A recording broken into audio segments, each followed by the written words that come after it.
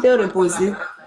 Oui, oui, et commencer en même temps à préparer d'autres combats parce que vous savez que euh, Lomé va accueillir la 17e conférence des présidents d'assemblée et de section de la région Afrique de la francophonie.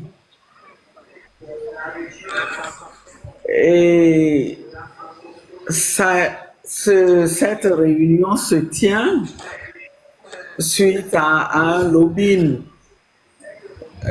du régime en place.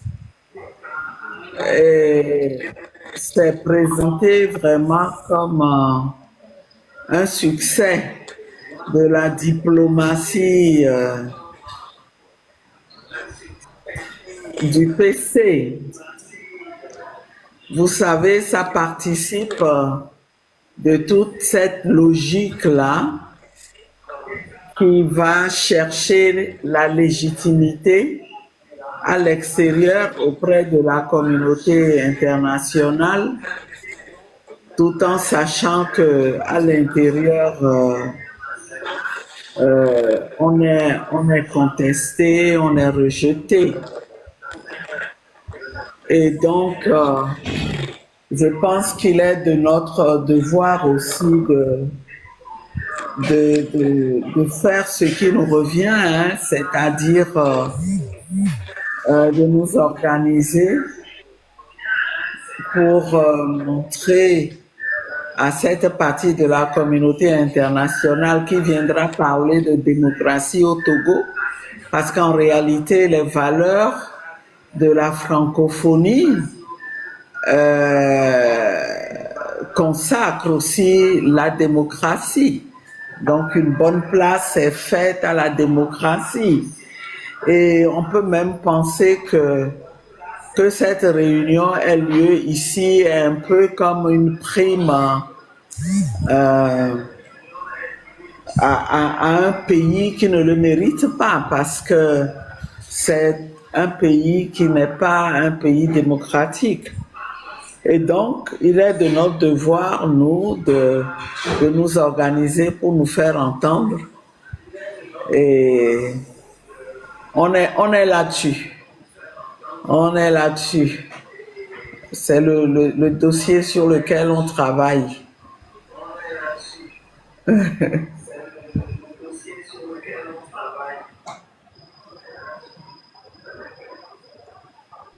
Fermé.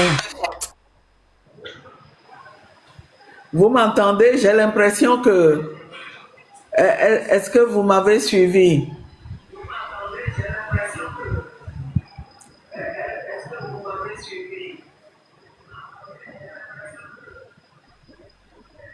Oh. Et moi, je n'entends pas la marraine. Je vois que la marraine parle, mais je l'entends pas. Maintenant, ça va? Ok, maintenant ça va. Maintenant, ça va.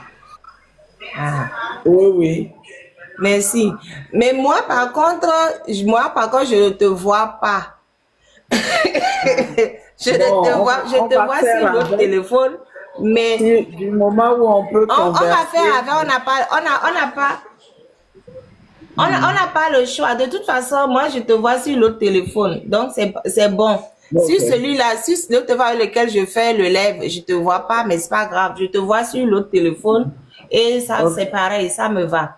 Et donc, voilà, les téléspectateurs, eux, ils voient, ils entendent, c'est bon. C'est juste moi qui embête, okay. C'est tout. C'est habituel, ils le font régulièrement, on est habitué. On est habitué, c'est, voilà.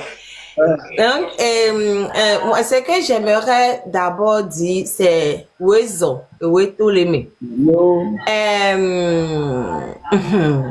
C'est pour ça que je dis, je ne sais pas où est-ce que tu trouves la force et l'énergie pour continuer malgré tout tout ce que tu subis, quoi.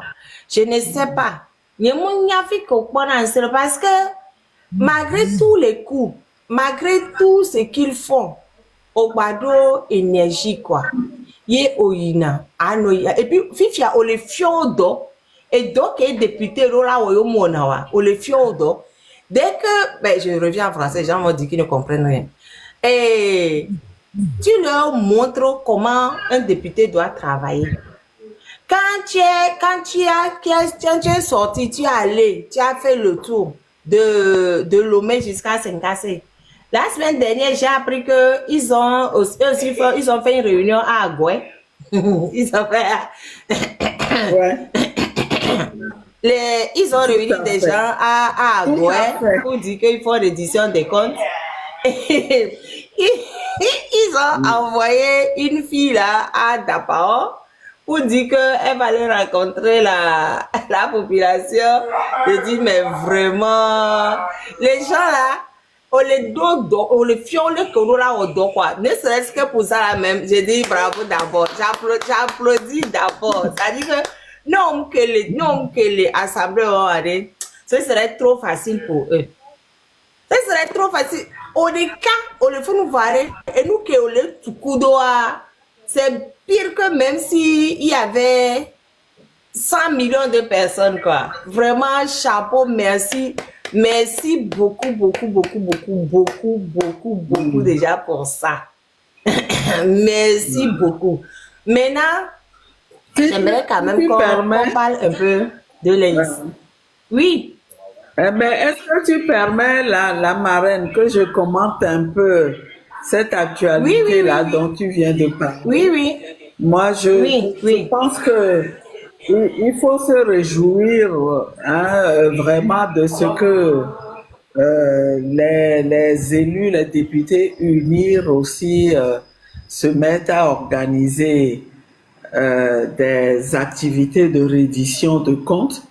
Moi aussi, j'ai vu les images de la réunion d'Agoué et aussi de la visite d'Apaon. Moi, je voudrais commenter surtout la visite, la réunion de Dapaon. Et sur les images que j'ai vues, j'ai remarqué qu'il y avait devant une brochette d'autorités traditionnelles qui étaient présentes. Elles étaient toutes alignées à Agoué et je m'en suis étonné. Je m'en suis étonné parce que, oui, quand j'ai commencé à mener les activités de reddition de comptes, l'année dernière, la première activité, je me souviens, c'était à Moutivé et j'ai invité des gens de différentes communes du Golfe, y compris les autorités traditionnelles, les chefs de quartier et tout ça. Et je me suis aperçu que seuls les chefs de quartier ont eu le courage de venir. Cette année, avant d'aller à Dapaon, j'ai organisé une autre rencontre dans la commune 3, au centre communautaire de Tocoin. Et là-bas aussi, j'ai invité les autorités traditionnelles et les chefs de quartier. Il y en a eu que quelques-uns, quelques chefs de quartier qui ont eu le courage de venir, et il y en a un qui a même très bien participé au débat. Mais est-ce que vous pouvez vous imaginer que ce chef de quartier, il s'est fait convoquer par le chef de canton, qui l'a grondé et qui l'a envoyé chez le préfet pour rendre compte de ce que il a répondu à l'invitation de la députée Adjamagbo. Alors, je suis étonné de voir que quand il s'agit de députés d'unir, que les chefs traditionnels s'alignent. Quel est le message que ces autorités veulent nous envoyer? Moi, je m'adresse à elles. Est-ce qu'elles veulent nous dire qu'elles sont du parti Unir,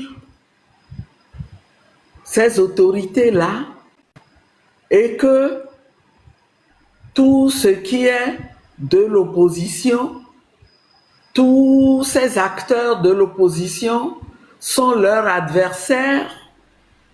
Je voudrais les mettre face à leurs responsabilités. Ou bien elles pensent que ce sont les députés Unir qui sont les vrais députés, alors que nous, élus de l'opposition, eh bien, on n'est pas des députés à part entière. Je crois que ce qu'elles sont en train de faire là est très grave. Le message que ces chefs traditionnels qui devraient faire preuve de sagesse, qui devraient tout faire pour maintenir par-dessus tout la paix dans leur communauté, la paix dans notre pays, je pense que, je ne sais pas si c'est par lâcheté ou si c'est par choix qu'ils le font, mais je les invite à réfléchir et à faire une introspection et à se demander si c'est vraiment la bonne manière de faire que lorsqu'il y a des députés qui vous invitent, vous regardez quelle est leur tendance. Et je voudrais envoyer aussi un message au préfet. Le préfet qui a fait dire à ce chef de quartier-là qu'il fallait qu'il aille le voir, certainement pour le gronder. Je voudrais en appeler aussi à leur responsabilité et à leur dire que nous avons tous intérêt, autant que nous sommes, qu'on le veuille ou pas, à construire le Togo démocratique auquel aspirent les Togolais. Nous avons tous intérêt à aller dans le sens de l'histoire et non à agir à contre-courant. Voilà ce que je voulais faire comme commentaire. Pour le reste, je me réjouis. Je me réjouis de faire comprendre finalement aux élus du peuple quel est leur rôle. Et j'espère que les choses vont continuer à aller dans le bon sens. J'espère que quand un élu ira sur le terrain pour se rapprocher des populations et voir comment les choses se déroulent, il ne se contentera pas de faire du folklore ou de montrer une image, de faire passer une image qui n'est pas conforme à la réalité. C'est le commentaire que je me permettrai de la visite de la députée Adapaon. J'allais à Adapaon parce que, en préparant ma visite, je me suis informée et je me suis dit, va là-bas, mets le doigt sur des choses qui participent à la souffrance des populations afin que ton déplacement serve à quelque chose. que ça contribue au bien-être des populations. Et à Dapaon, ce que j'aurais montré, il y a tellement de choses à voir. Et ce que j'aurais montré, s'agissant des écoles, ce n'est pas cette image d'école où les élèves sont épanouis, chantent et dansent, mais j'aurais attiré l'attention plutôt sur le fait que il faut faire en sorte que les élèves qui quittent les écoles pour aller travailler dans les mines d'or puissent revenir. J'aurais attiré l'attention sur le fait que on doit continuer à faire en sorte que les écoles soient rapprochées des communautés. Et pour ça, il faut construire dans le délai prévu les écoles qu'il est prévu de construire. J'aurais posé les problèmes des enseignants, de ces enseignants qui servent dans ces milieux-là dans des conditions extrêmement difficiles. Voilà un peu ce que je voulais dire et ce que je trouve regrettable. Voilà.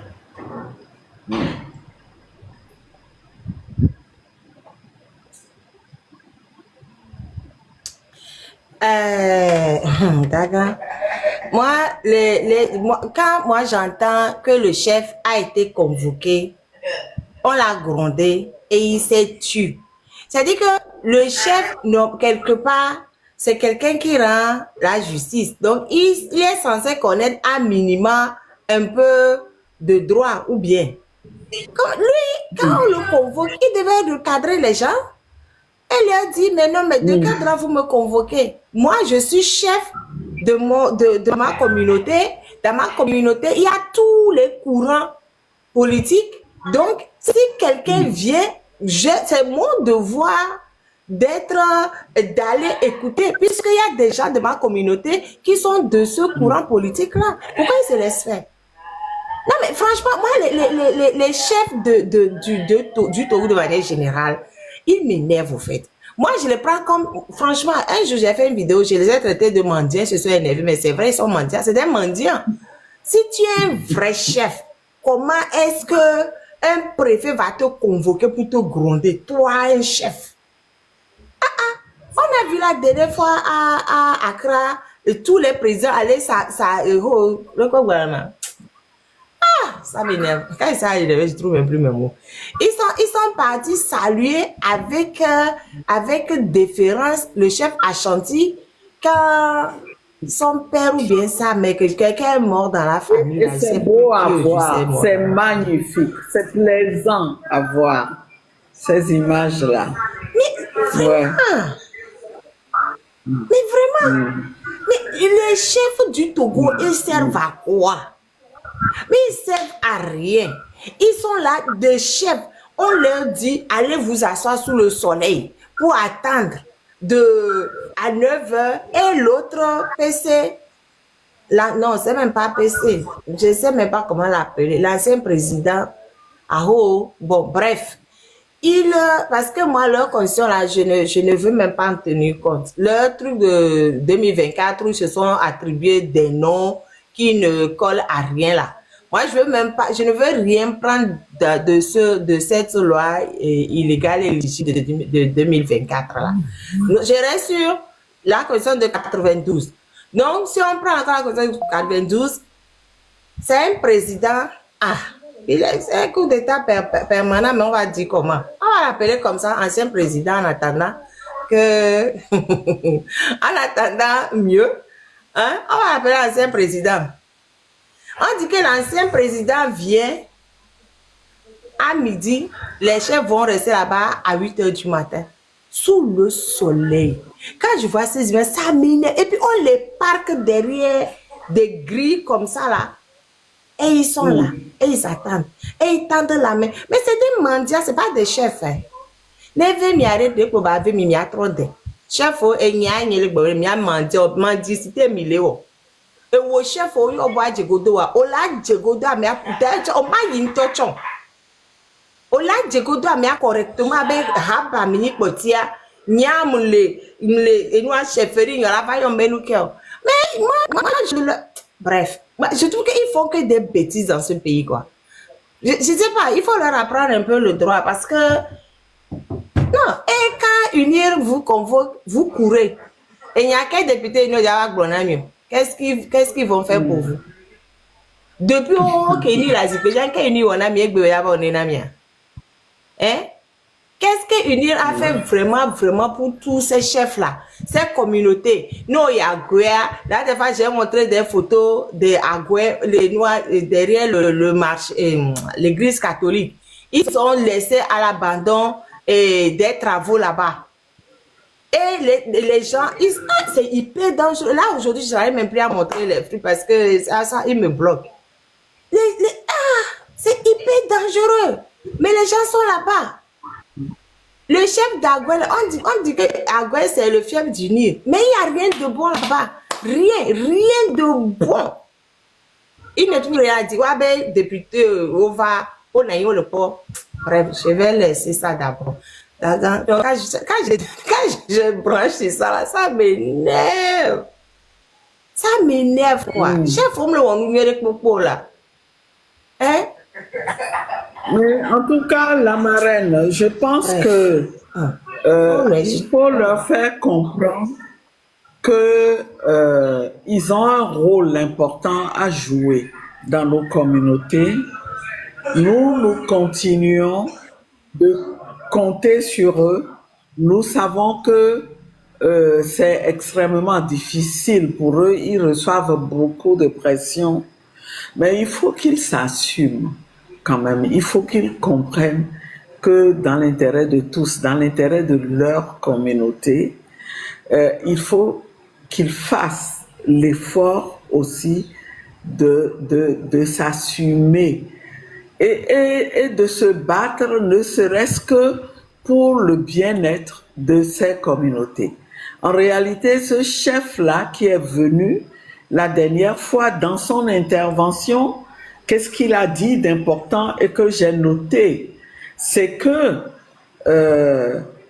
il souhaite absolument que dans les visites de contrôle de l'action gouvernementale, que j'aille visiter aussi des CMS à Adakpamé et deux autres quartiers qu'il a cités en disant, Madame, on se bat là-bas pour avoir des centres de santé dignes de ce nom.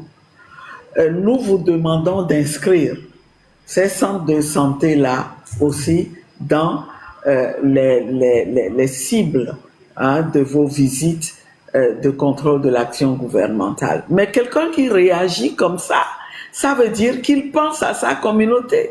Il pense au bien-être de sa communauté. Et ça, on ne peut que l'en féliciter. Et donc, moi, je voudrais redire à toutes ces autorités traditionnelles notre disponibilité à travailler avec elles.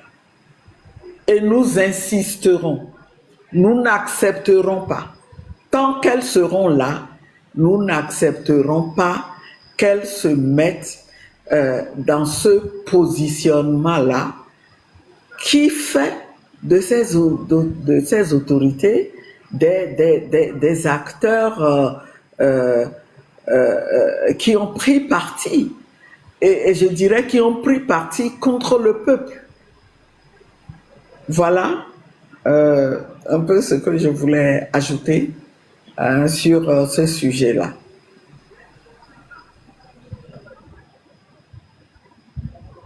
Ok, merci. Merci Dagan. Maintenant, on va revenir à la tournée que tu as faite de Lomé à Senkassé. Et est-ce que tu as pu rencontrer les gens comme tu voulais ou bien il y a toujours des difficultés? Parce que le point culminant des difficultés que nous on a vu, c'est Dapaon. Donc, on va aborder Dapaon après les autres. Est-ce que au niveau des tournées et des difficultés avant d'arriver à Dapan ou bien ça s'est plus ou moins bien passé? Avant d'arriver à Merci Dapan, pour... ça s'est plus ou moins bien passé, non? Ou bien? Parce que tu étais aussi à avant Cara. Tu étais à Cara, je crois. Ou Oui, bien... J'ai traversé Cara et il était prévu au retour que je m'arrête à Cara 2 jours pour la visite et la rencontre avec les populations. Mais malheureusement, après Dapaon, euh, Cara n'a pas pu se faire parce que il y avait les mêmes obstacles, je dirais. Euh, Quand on nous a expulsés de Dapaon, nous nous sommes repliés, on n'est pas revenu à Lomé directement en se disant non, il faut attendre et préparer Kara. Et donc, nous avons commencé à préparer Kara. Et pour ce faire, on a demandé à nos camarades de Kara et notamment à un conseiller euh, régional qui coordonne l'équipe de Kara. On lui a demandé d'entrer en contact avec le préfet, mais aussi avec les représentants des administrations déconcentrées concernées par les visites qui étaient prévues. Et les visites prévues à Kara concernaient également un barrage, le barrage de la Cosa.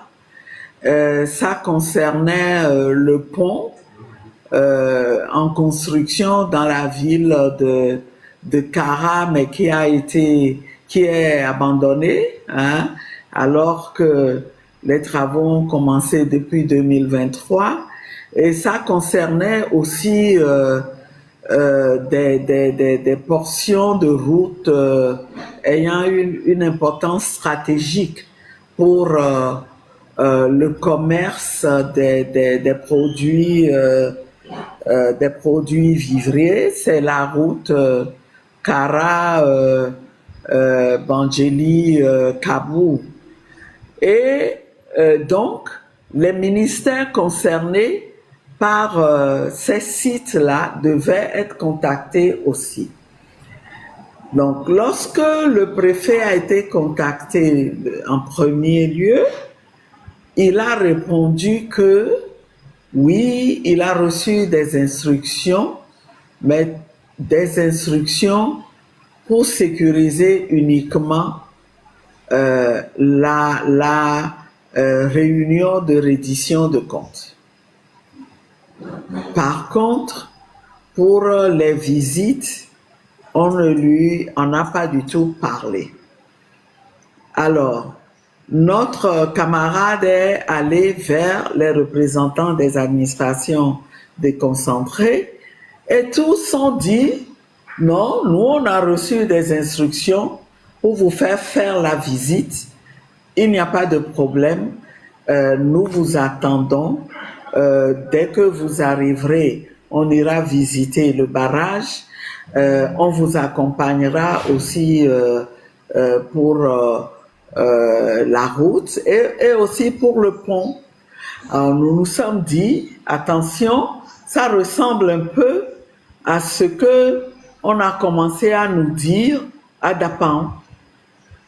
C'est comme si là-bas aussi, on ne voulait pas que nous fassions les visites. Et c'est d'ailleurs pour ça que nous nous demandions dans notre conférence, qu'est-ce que le régime cache? Parce qu'on a l'impression que ce qui gêne, c'est vraiment aller voir ces sites que nous avons choisis.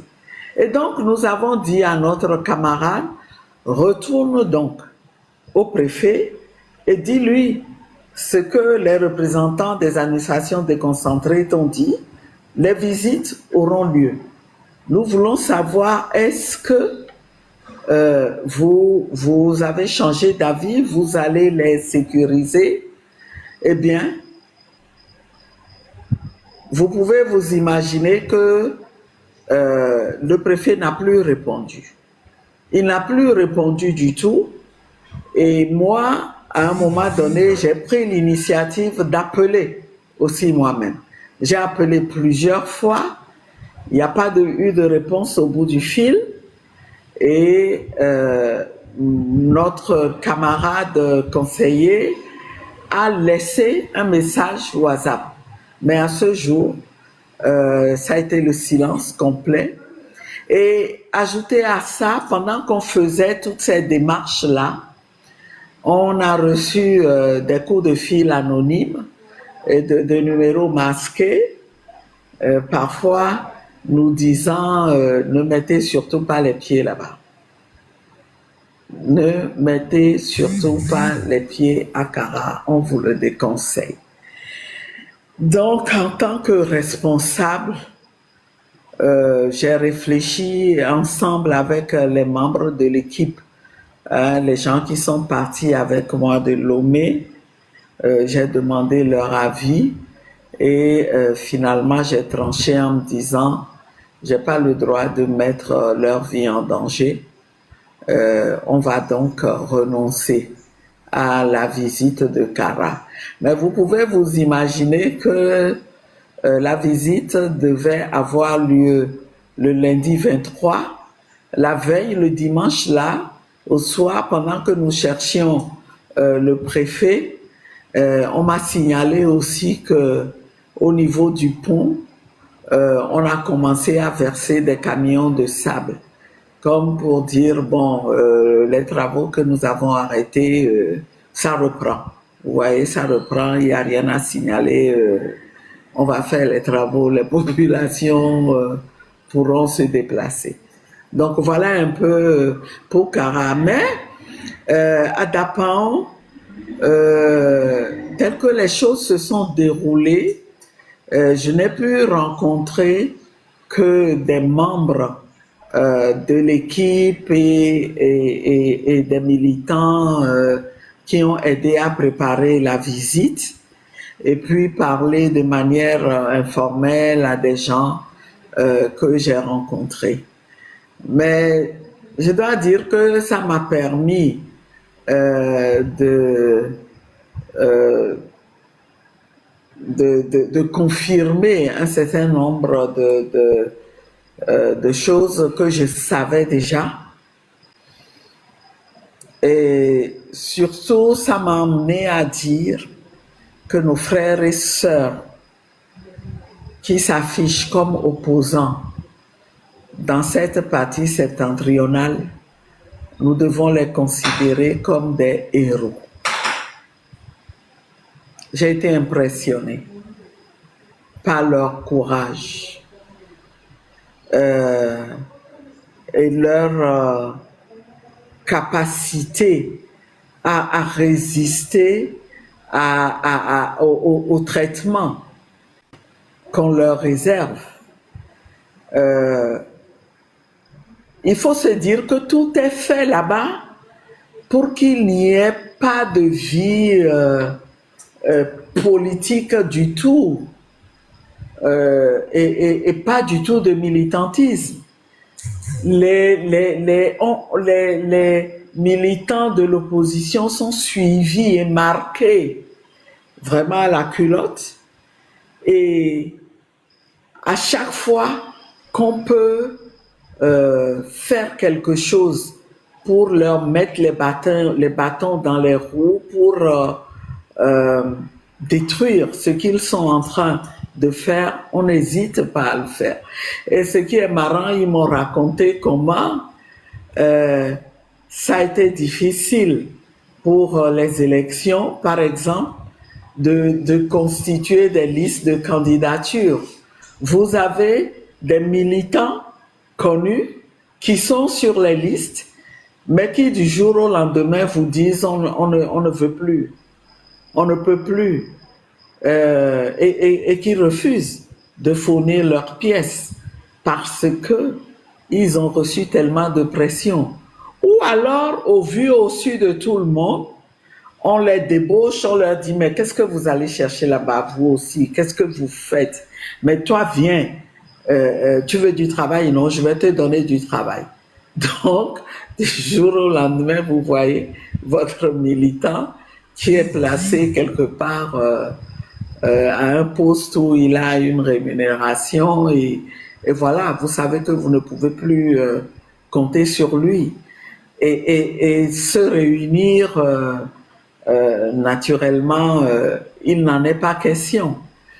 Les affectations punitives, je veux dire, elles sont légion. Donc, on a eu le temps de discuter un peu de tout ça, mais de discuter aussi des conditions de vie des populations et des difficultés de la vie de tous les jours. On m'a confirmé, par exemple, que dans beaucoup de quartiers de Dapan, depuis octobre 2025, les gens n'ont pas vu une seule goutte d'eau. Et pourtant, il y a un barrage, le barrage d'Alouak, qui est censé permettre de satisfaire les besoins en eau potable, pas seulement de Dapan ou de Tone, mais de toute la région. On voulait aller visiter justement pour voir comment ça se fait que ce barrage-là, qui a été construit à coups de milliards et qu'on a réhabilité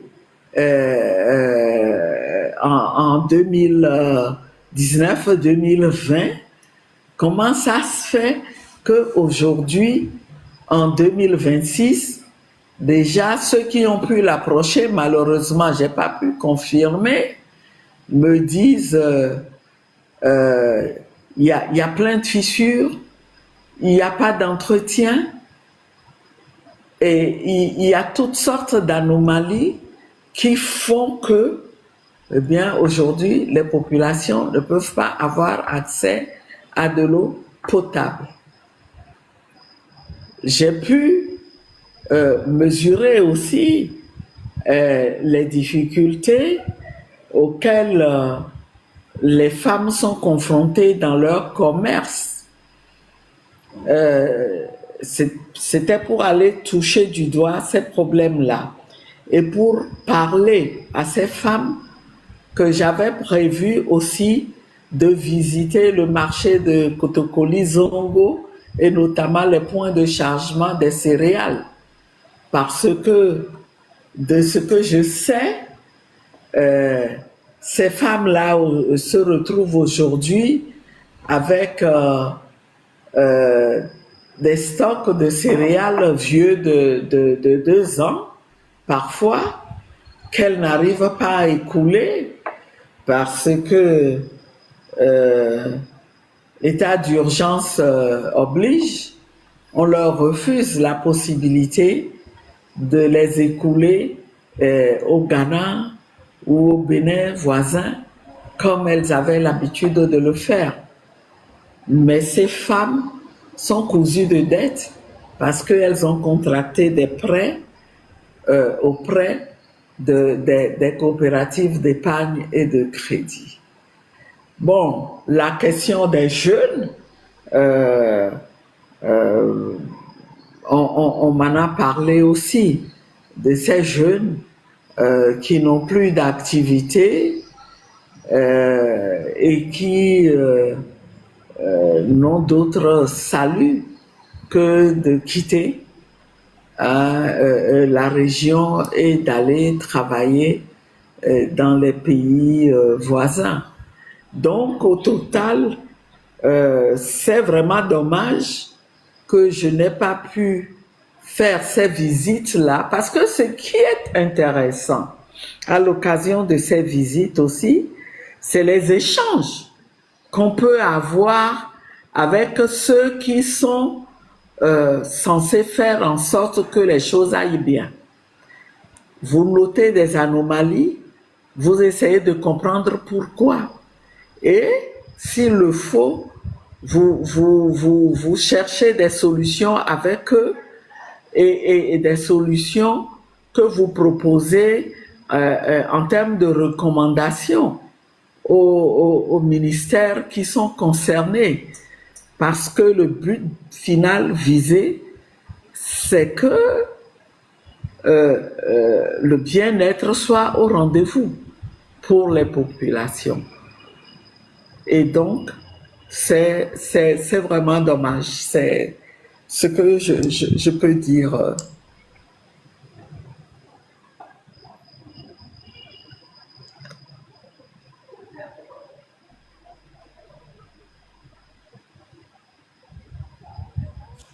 Oh, le micro ne s'ouvre pas. Oh. Est-ce que vous m'avez entendu? Le micro. Oui, oui. On a tout entendu, mais c'est mon micro qui a des soucis. Bon, de toute façon, j'ai des soucis depuis le début. Donc, on continue avec les soucis. On continue avec les soucis que j'ai. Mais au fait, dans quelle ville ça s'est bien passé, finalement? Pardon? Lors de dans quelle ville ça s'est bien passé? Parce que dans quelle ville ça s'est bien passé? Lors de la tournée, je vais enlever nulle part, ça a mal commencé. Dans quelle ville est-ce que ça s'est bien passé finalement lors de la tournée? À quel niveau ça s'est bien passé? Dans quelle ville est-ce que tu as pu, on t'a laissé le temps de pouvoir aller au contact des gens, de pouvoir leur parler, de pouvoir faire une reddition des comptes plus ou moins correcte? Dans quelle ville? Non, nulle part. C'est pour ça que je disais que les contacts Voilà, que j'ai eus avec les populations, c'était des contacts informels. Hein, en plus des contacts avec les membres de l'équipe, ceux qui ont aidé à préparer. Non, mais moi, d'accord, je pensais que, je pensais qu'à Lomé, peut-être, il y a pu avoir des contacts, ou bien à Takpamé, enfin, je ne sais pas.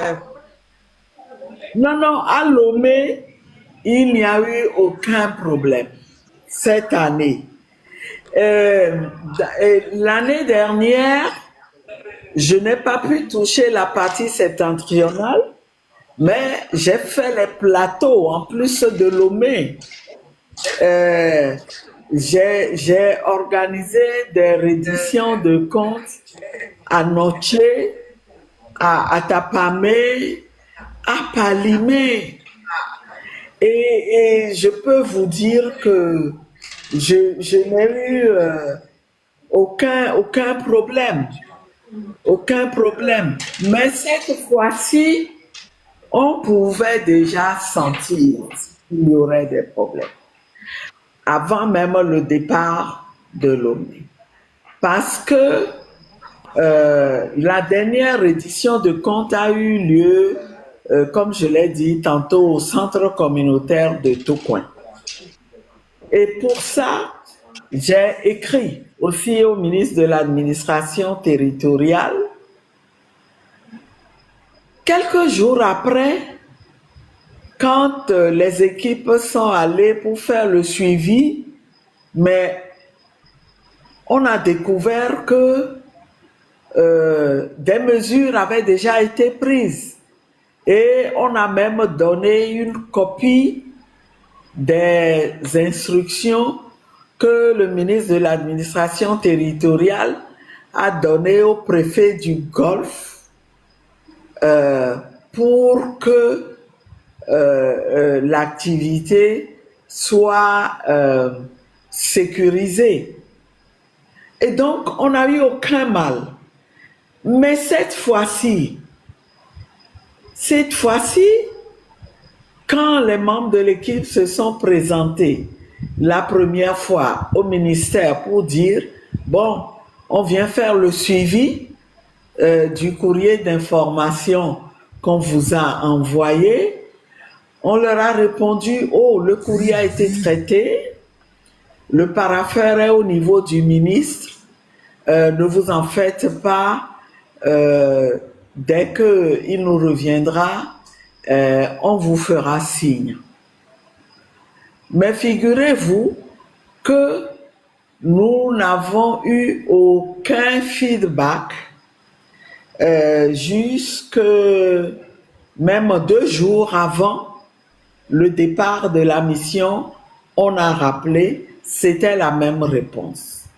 Et on a réfléchi, on s'est dit, bon, ça nous étonnerait qu'il y ait quand même un problème. Bon, allons-y quand même, comme prévu, et puis on continuera à faire le suivi.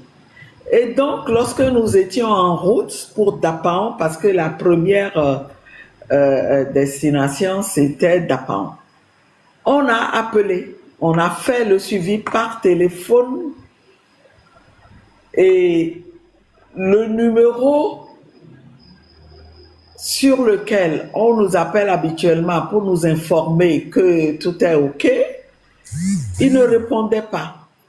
Alors, on a eu l'idée, j'ai eu l'idée d'appeler le ministre de l'administration territoriale sur d'abord à son standard, et on me répond au bout du fil qu'il n'est pas là.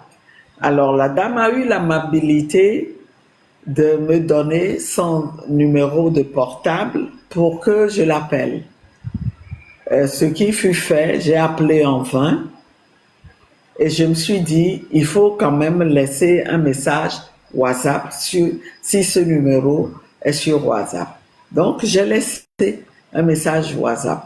Mais pendant que je faisais ça, notre camarade de Dapaon, lui aussi, essayait de joindre le préfet de Dapaon. Mais ce qui veut dire que toute cette difficulté-là que nous avions à savoir si exactement des instructions avaient été données pour qu'on sécurise les activités, ça présageait déjà de ces blocages que nous avons eus. Mais quand nous sommes arrivés sur place à Dapaon, nous nous sommes dit, par courtoisie, on va aller saluer le préfet. On va lui dire, nous sommes dans vos murs. Ce qui fut fait, mais on nous a dit qu'il n'était pas là. Après nous avoir fait attendre un quart d'heure à peu près, on nous dit, il n'est pas là. Très bien, on a laissé un message et on est allé s'installer là où on devait se loger. On a commencé à faire nos réunions avec l'équipe sur place pour préparer les activités du lendemain. Et c'est pendant que nous dînions qu'on a reçu un appel du préfet qui nous dit « Ah, madame, j'ai appris que vous étiez de passage. Bon, soyez les bienvenus. » Et il demande qu'on se rencontre le lendemain. On s'est mis d'accord sur 9h30. Et alors que les activités étaient censées commencer à 11h. La première visite, qui était la visite du barrage, était programmée pour 11h. Alors, à partir de cette réunion-là, on nous a notifié que nous étions persona non grata parce que il aurait fallu une autorisation du ministre de la Défense. C'est ahurissant. Ahurissant vraiment ce que nous avons entendu. Et Pendant que nous étions en train de discuter, son téléphone a sonné. Il a répondu, il est sorti de son bureau, il revient nous dire, voilà, c'est le ministre, je lui ai rendu compte et il propose qu'on vous fasse une faveur. Ce qu'on peut vous laisser faire, c'est la rencontre de reddition avec les populations. Si vous voulez la faire aujourd'hui même, vous pouvez la faire et vous partez aussitôt après. Mais les visites, il n'en est pas question. Alors nous avons dit, mais vous plaisantez, vous croyez sérieusement que une rencontre qui était prévue pour demain, on va pouvoir informer les gens, tout organiser pour qu'elle ait lieu ce début d'après-midi. Ce n'est pas possible, monsieur le préfet. La réponse est non. Alors, il répond que si c'est non, ça veut dire que on est obligé, c'est la faveur qu'on pouvait vous faire. Si vous n'acceptez pas, on est obligé de vous expulser. Et ce qui était marrant et surprenant, c'est que quand on nous a escortés, donc à partir de là, quand on est arrivé à la réunion, on avait vu tout l'arsenal qui était dehors. Il y avait des jeeps avec des gens en armes et tout, cagoulés. Donc, bon, ben, on leur a ordonné de nous escorter. Et pour eux, il n'était pas question même qu'on aille chercher nos affaires. On a dit, mais comment ça? Vous allez nous expulser et sans nous permettre d'aller chercher nos affaires. Et donc, ils ont accepté qu'on retourne. Quand on nous escortait là-bas, on a déjà fait sortir l'hélicoptère. Dès qu'on est arrivé chez les sœurs, on était surveillés avec des moyens modernes. Et tout ça, c'est nos impôts. C'est les ressources publiques. Voilà. Donc, en fait, tout a été fait pour que les activités n'aient pas lieu. Et on nous a escortés jusqu'à la limite de la région des savanes. Et puis on nous a dit, bon, vous pouvez continuer. Voilà. Daga, désolé, hein, c'est ce qu'il faut. C'est ce qu'il faut. Quand ce qu'on dit ne les intéresse pas, ou ils estiment qu'on n'a pas le droit de dire, c'est ce qu'il faut. Des fois, ils nous coupent carrément. Ils nous coupent et on ne peut même plus remonter. Et au beau milieu du lait, pam, le lèvre est banni. Voilà. Donc maintenant, on revient sur ce qu'on disait, parce qu'à un moment donné, je n'entendais plus rien du tout. On revient sur le... Quand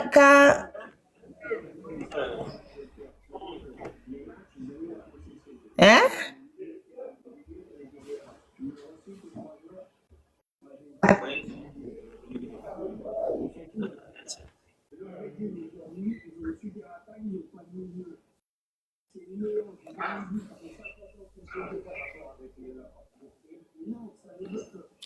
Oui, je disais que je me suis arrêtée au moment où le préfet disait il faisait une faveur et que il acceptait une rencontre avec les gens, mais pas la visite. Ça, c'est à partir de là, bon, tout est parti en vrai. J'ai plus suivi.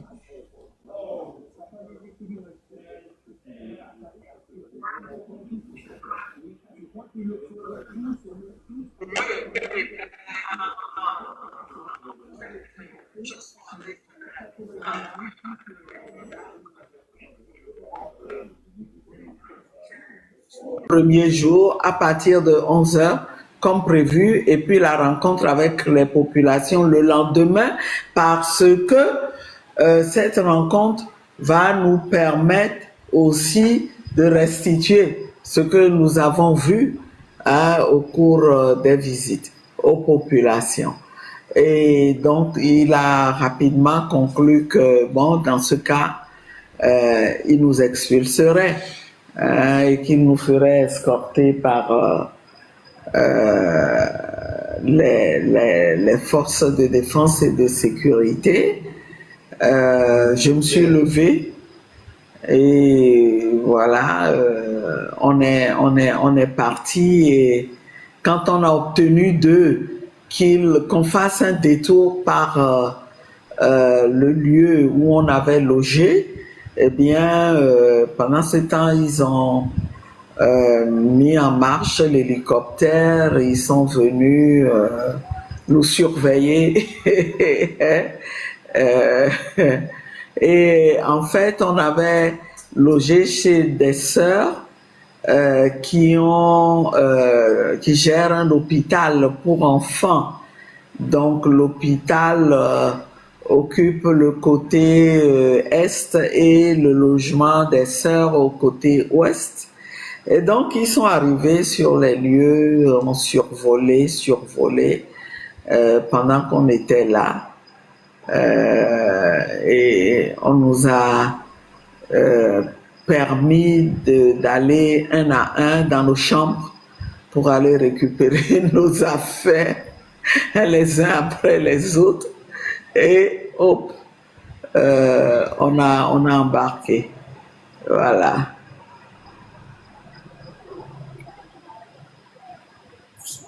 Moi, j'ai une question. J'ai eu écouté religieusement Madame Adjamabo.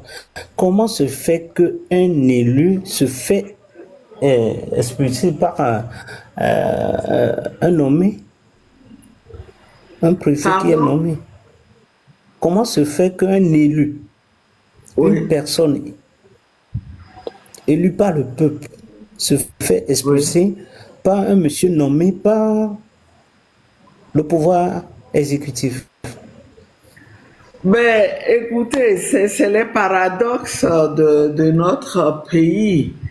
En réalité, effectivement, en tant qu'élu, je suis venu dans le cadre de ma mission de contrôle de l'action gouvernementale.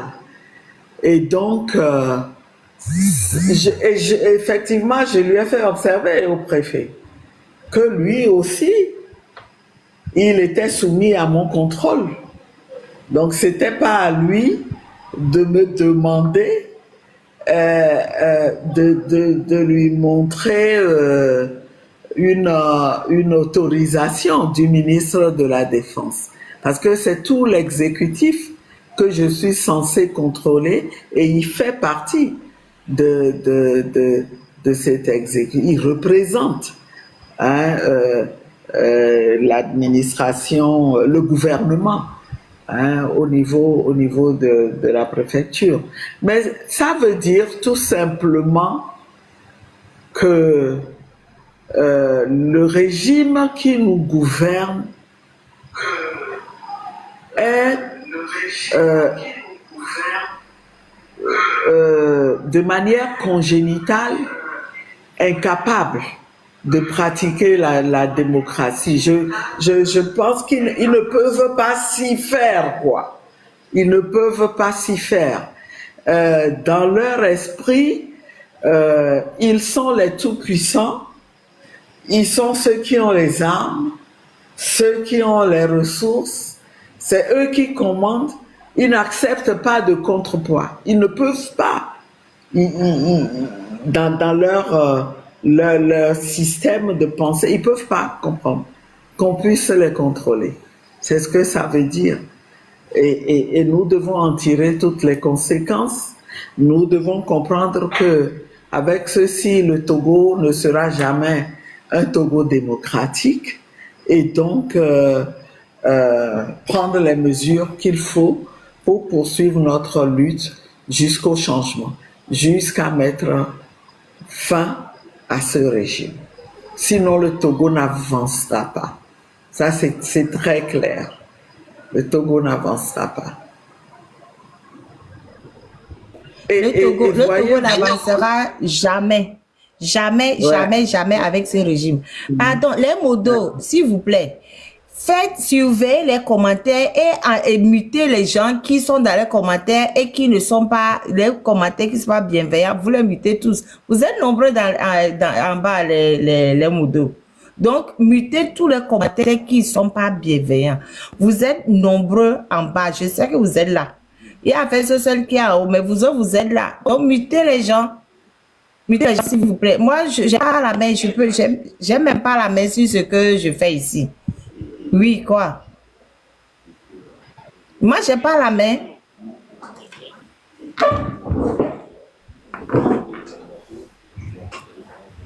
Oui, il faut monter 2 ou 3 personnes. D'accord. Moi, vous savez, à un moment donné, je vais m'énerver. Après, vous allez dire que c'est toujours moi qui m'énerve. Vous voyez? Voilà. Il y a une représentante, notre élue, qui est là et qui prend son temps, son énergie pour venir parler avec nous. Un peu de respect. Si vous ne voulez pas écouter, dégagez de mon live. Vous n'êtes pas obligé de venir dans mon live. Je vous le dis tous les jours. Je vous dis, même s'il y a 2 personnes, je vais faire mon live. Si vous ne pouvez pas avoir du respect, dégagez de mon live. Est-ce que c'est clair? Dégagez de mon live. Ne m'énervez pas, hein. Les motos, bloquez les gens. Tous ceux qui font des commentaires, bloquez-les. C'est moi, je vous dis, bloquez-les. Ne venez pas dans mon live. C'est clair,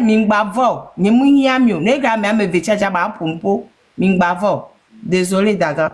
Mais bon, il faut que les gens qui se croient, je sais pas là, ils n'ont qu'à dégager de mon live. C'est tout. On est en démocratie, la marraine. Non. C'est la contradiction. Non, un peu de respect. C'est quoi ça? Ah. Déjà, je ne viens même pas dans vos lives. Donc, ne venez pas dans le mien. C'est pour manquer de respect, ne venez pas. Je n'ai pas besoin que vous veniez dans mon live. Il faut ça clair. Bon, bref. Oh, grand frère Eninam, comment ça va?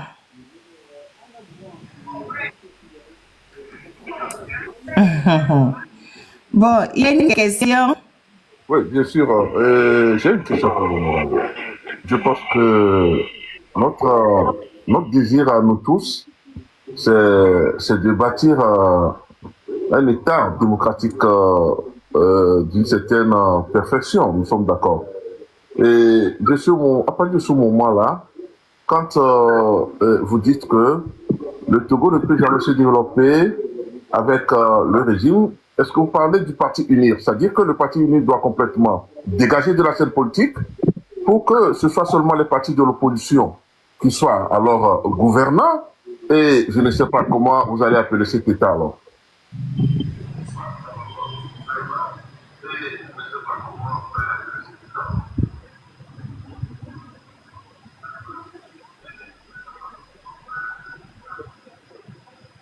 Ok. Je peux répondre tout de suite? Je vous en prie, si vous voulez bien. Je vous remercie pour votre question. Ça me permet de mieux expliquer ma pensée.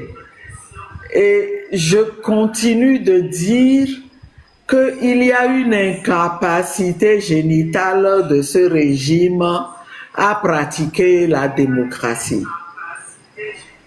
Et c'est ça qui explique que depuis plusieurs décennies, qu'on tourne en rond. C'est ça qui explique qu'on tourne en rond.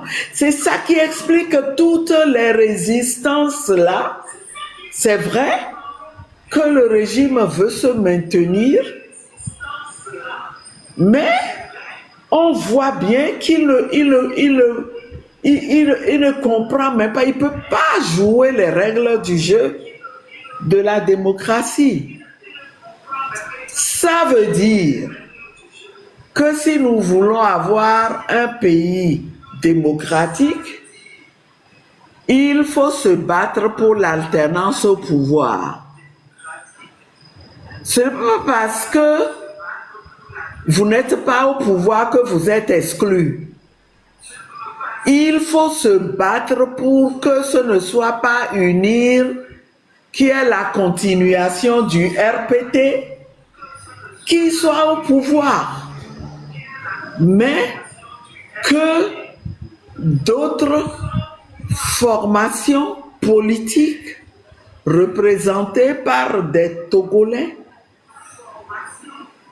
qu'une autre équipe vienne au nom d'autres formations politiques diriger le pays aussi et montrer ce que cette équipe-là sait faire. Mais cela ne veut pas dire que les gens d'UNIR, qu'on va les caser quelque part. Mais comment est-ce que c'est faisable? Ce sont des Togolais qui sont dans UNIR. Sauf que ces Togolais ne sont pas en phase avec ce que souhaite la majorité des Togolais. Je pense qu'il faut charger. Il faut charger pour que... Et ils ne sont pas tout simplement en phase avec le Togo démocratique que nous appelons de tous nos voeux. Je ne sais pas si je me suis fait bien comprendre.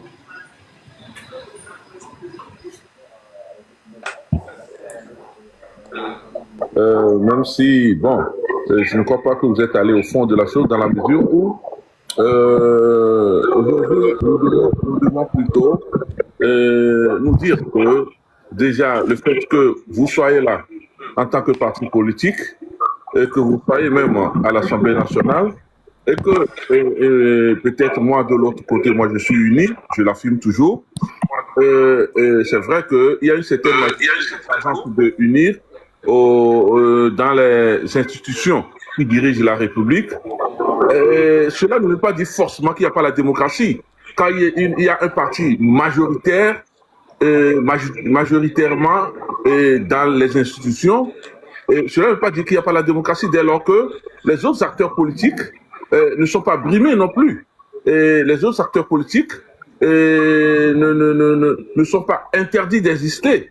Et donc, à partir de ce moment-là, je pense que c'est vrai, il y a un jeu politique, mais bon, ce jeu politique est peut-être défavorable à certains acteurs politiques, parce que malheureusement, la cruauté de la démocratie, c'est la dictature de la majorité sur la minorité.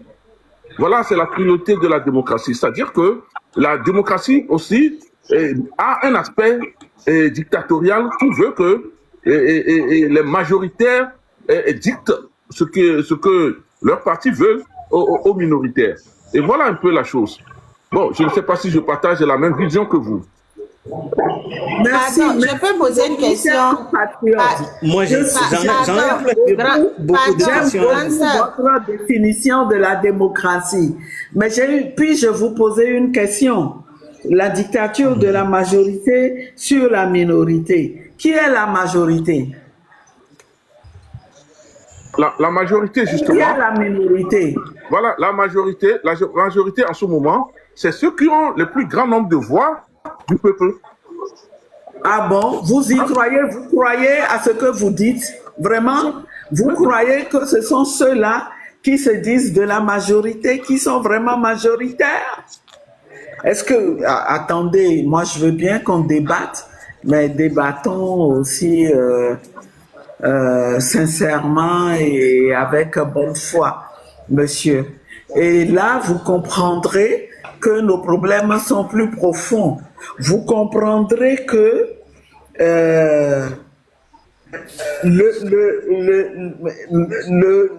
la composition actuelle même de l'Assemblée nationale ne reflète pas la réalité des choses. Vous savez très bien que les résultats des élections telles qu'ils ont été proclamés ne correspondent à rien du tout.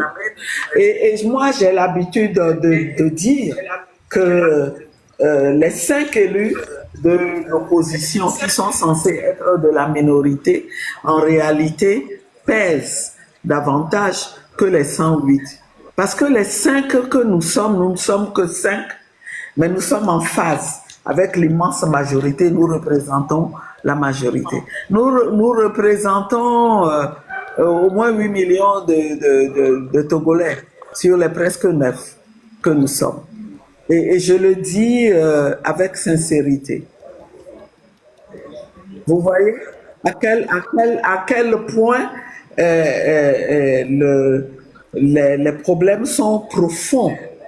Et quand je suis sidéré de vous entendre dire que on n'est pas brimé en tant que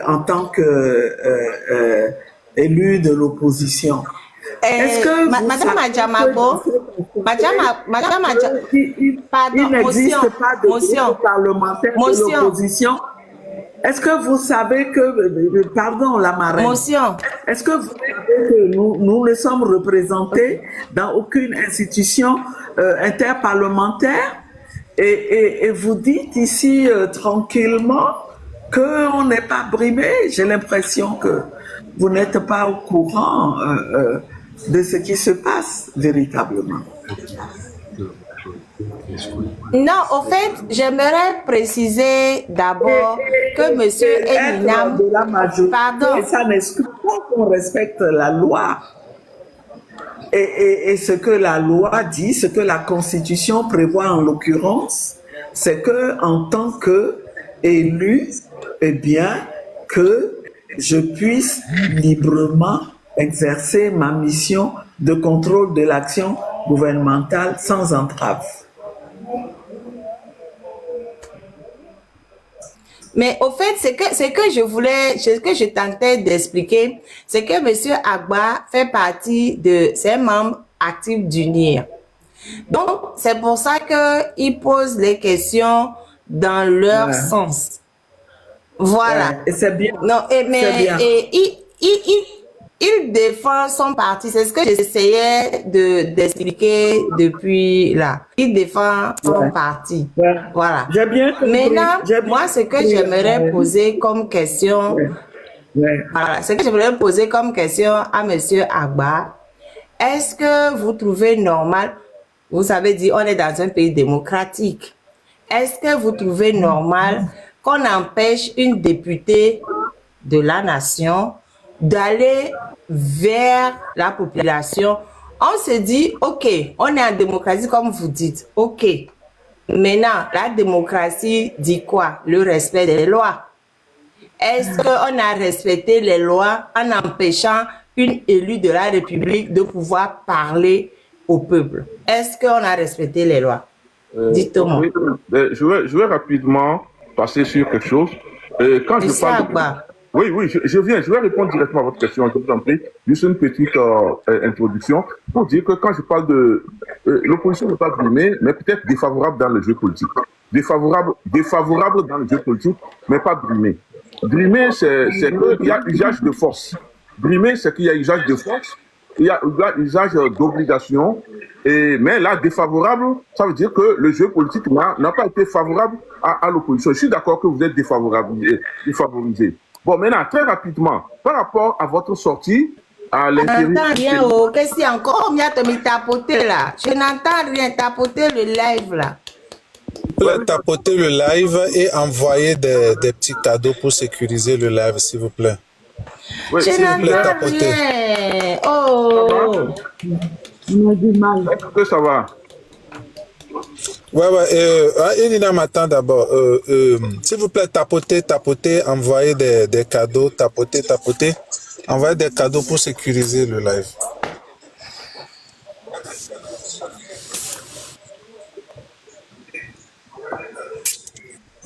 Marie, je pense que c'est parce que tu étais en bas et c'est pour cela que c'était difficile de tapoter sur toi.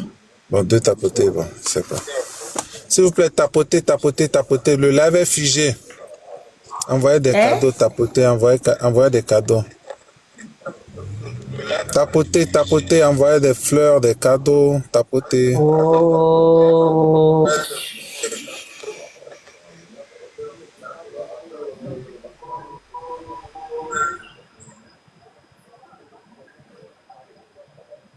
Ah, d'accord. Il faut utiliser Maba 4 pour parler. OK. Il faut que, elle est, oh, ouais, voilà, c'est en bas ici. C'est ça, non? Oui. Ok, Eninam, peut-être tu peux aller maintenant. Tu peux parler.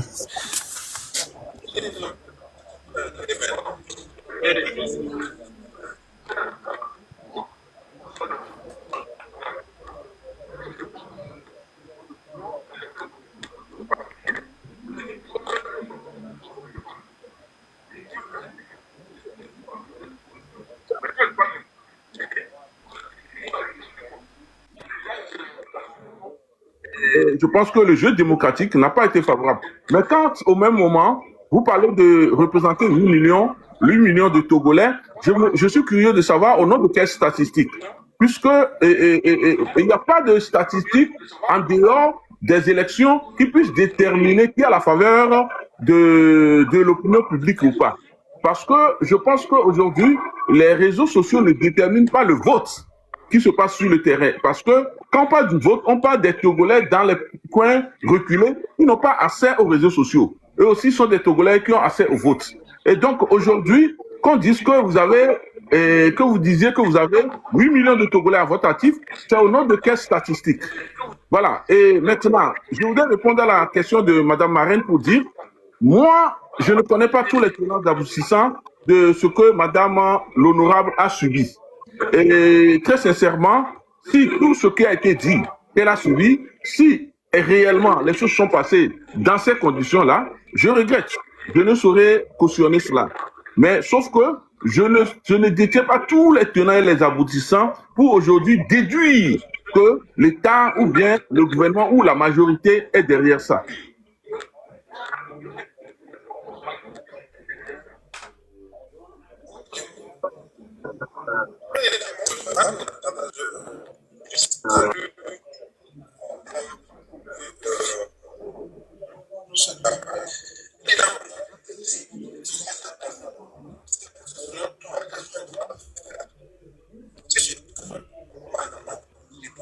Père, selon toi, si nous sommes dans un pays démocratique, Oui, mais